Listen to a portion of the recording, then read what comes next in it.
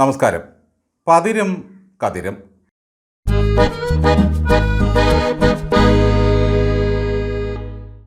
നമ്പൂതിരി കുട്ടികളുടെ ഉപനയന ചടങ്ങിൽ ഗായത്രി മന്ത്രം പഠിപ്പിക്കുന്നത് പരസ്യമായിട്ടല്ല എന്ന് കേട്ടിട്ടുണ്ട്.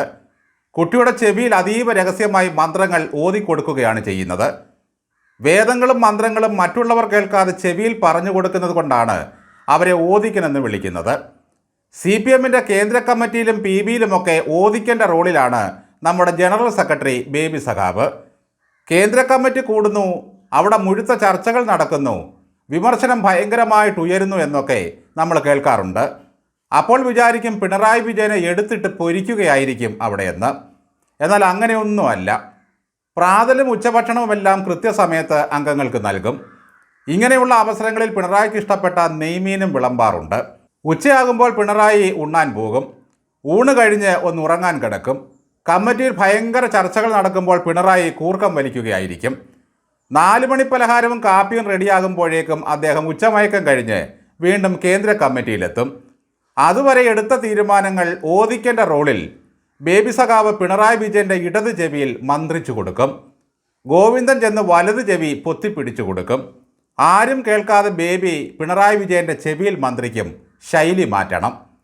ആട്ടുകല്ലിന് കാറ്റ് പിടിച്ച പോലെ അപ്പോഴും പിണറായി വിജയൻ അങ്ങനെ ഇരിക്കും. തലയാട്ടുകയോ ചെവി നീട്ടുകയോ ചെയ്യാറില്ല. പിണറായി വിജയൻ്റെ മുഖത്ത് നോക്കി പാർട്ടിക്ക് തെറ്റ് തിരുത്തണമെന്ന് പറയാൻ കഴിയില്ല. കാരണം വിജയൻ തെറ്റ് ചെയ്യില്ല. ശൈലി മാറ്റണമെന്നേ അവർ പറയുകയുള്ളൂ. ശൈലി മാറ്റുന്നതിൻ്റെ ഭാഗമായിട്ടാണല്ലോ അദ്ദേഹം മുണ്ട് മടക്കി കൂത്തുന്നതിന് പകരം മടക്കി കെട്ടിവെക്കുന്നത്. കേന്ദ്ര കമ്മിറ്റി കൂടുന്നു എന്നറിഞ്ഞപ്പോൾ എല്ലാവരും എന്തൊരു ശ്രദ്ധാപൂർവം ഡൽഹിയിലേക്ക് നോക്കിയിരിക്കുകയായിരുന്നു. എന്നാൽ നേതൃമാറ്റം തൽക്കാലം പാർട്ടിയുടെ അജണ്ടയിലില്ലത്രേ. അടുത്ത പാർട്ടി കോൺഗ്രസ് വരെ ഇതേ നില തുടരും. എന്നുവെച്ചാൽ ഗോവിന്ദനെ നമ്മൾ കുറേ കാലം കൂടി സഹിക്കണമെന്നർത്ഥം. എന്നാൽ ഇടതുപക്ഷ നയങ്ങളിൽ നിന്നും കേരളത്തിലെ സർക്കാർ പിന്നോട്ട് പോയത് ബംഗാളിൽ നിന്നുള്ള അംഗങ്ങളടക്കം പരാമർശിച്ചു അത്രേ. അങ്ങനെ പരസ്യമായി വിമർശിച്ച സഖാക്കൾക്ക് തിരിച്ചു പോകാനുള്ള വണ്ടിക്കൂലി കൊടുത്തില്ലെന്നാണ് കേൾക്കുന്നത്. അവർ റെയിൽവേ സ്റ്റേഷനിലേക്ക് നടന്നു പോയിട്ട് കള്ളവണ്ടി കയറി തിരിച്ചു പോവുകയായിരുന്നു. കേന്ദ്ര കമ്മിറ്റിയെല്ലാം കഴിഞ്ഞ ശേഷം MA ബേബി സഖാവ് പുറത്തിറങ്ങി വന്നു. അദ്ദേഹം പതിവിലും അധികം ക്ഷീണിതനായിരുന്നു. എങ്കിലും സ്വതസിദ്ധമായി ചിരി കൈവിടാതെ അദ്ദേഹം പറഞ്ഞു, നേതാക്കൾ പറയുന്നതൊന്നും പാർട്ടിക്ക് ദോഷമാകാൻ പാടില്ല. അതിനുശേഷം കോന്നൻ കേൾക്കാൻ കൊച്ചിക്കയോടെ എന്ന വേണം അദ്ദേഹം പറഞ്ഞു, ഫുട്ബോളിലായാലും രാഷ്ട്രീയത്തിലായാലും പാസ് ചെയ്ത് കളിക്കേണ്ട സമയത്ത് അതുണ്ടാകണം. താൻ പറയുന്നത് പെട്ടെന്നൊന്നും പിണറായിക്ക് മനസ്സിലാകരുതെന്നുള്ള നിഷ്കർഷ ബേബിക്കുണ്ടായിരുന്നു. കാരണം ഇങ്ങോട്ട് തിരിച്ചു വരാനുള്ളതാണല്ലോ. 40 വയസ്സുകാരൻ വൊസീഞ്ഞ എന്ന ഗോൾ കീപ്പറുടെ പ്രകടനം സമാനതകളില്ലാത്തതാണെന്നും വൊസീഞ്ഞ കളിയിൽ തുടരണമെന്നാവശ്യപ്പെട്ടത് സൂപ്പർ താരം മെസ്സിയാണെന്നും അദ്ദേഹം പറഞ്ഞു.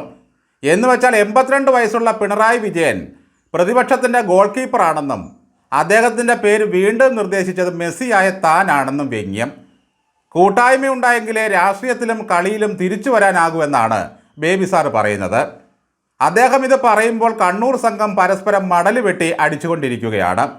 എന്തായാലും ഒരു കാര്യം ഉറപ്പിച്ചു പറയാം, താഴെ തട്ടിലടക്കം വരുത്തേണ്ട മാറ്റങ്ങളും കേന്ദ്ര കമ്മിറ്റി ചർച്ച ചെയ്തിട്ടുണ്ട്. ശൈലി മാറ്റത്തിനുള്ള വിശാലമായ ആലോചനകളും നടപടികളും സംസ്ഥാന തലത്തിൽ ഉണ്ടാവുകയും ചെയ്യും. മച്ചിപ്പശുവിനെ തൊഴുത്തു മാറ്റി കെട്ടിയാൽ അത് പ്രസവിക്കുമോ ബേബി സാറേ? എന്തൊക്കെ ചർച്ചകൾ നിങ്ങൾ നടത്തിയാലും ആലോചനകൾ നടത്തിയാലും ഈ ഗോവിന്ദനെയും റഹീമിനെയും ശിവൻകുട്ടിയെയും കണ്ണൂർ സംഘത്തെയും വെച്ച് വേണ്ടേ നിങ്ങൾക്ക് ഈ ട്രൂപ്പ് നടത്തിക്കൊണ്ട് പോകാൻ? നിങ്ങൾക്ക് നന്നാകാനുള്ള ഒരൊറ്റ മാർഗമേ ജനത്തിന് പറഞ്ഞു തരാനുള്ളൂ. ഭരണഘടനയെ ബഹുമാനിക്കാൻ പഠിക്കുക, നിയമത്തെ കൊഞ്ഞനം കുത്താതിരിക്കുക, ജനവിധി അംഗീകരിക്കുക. എല്ലാവരും വായടച്ചു വെച്ച ഈ കർക്കിടക മാസത്തിൽ പഥ്യം നോക്കുക. ശൈലീമാറ്റത്തിൻ്റെ ഭാഗമായി പിണറായി വിജയൻ ഇന്ന് കാലത്ത് കട്ടിലിൽ നിന്നും ഇടതുവശം ചരിഞ്ഞാണത്രേ ഇറങ്ങിയത്. ശുദ്ധമായ കൈകൾ മുൻപ് തലയ്ക്കാണ് വെച്ചിരുന്നെങ്കിൽ ഇപ്പോൾ നെഞ്ചോട് ചേർത്ത് വെച്ചാണ് മയങ്ങുന്നത്.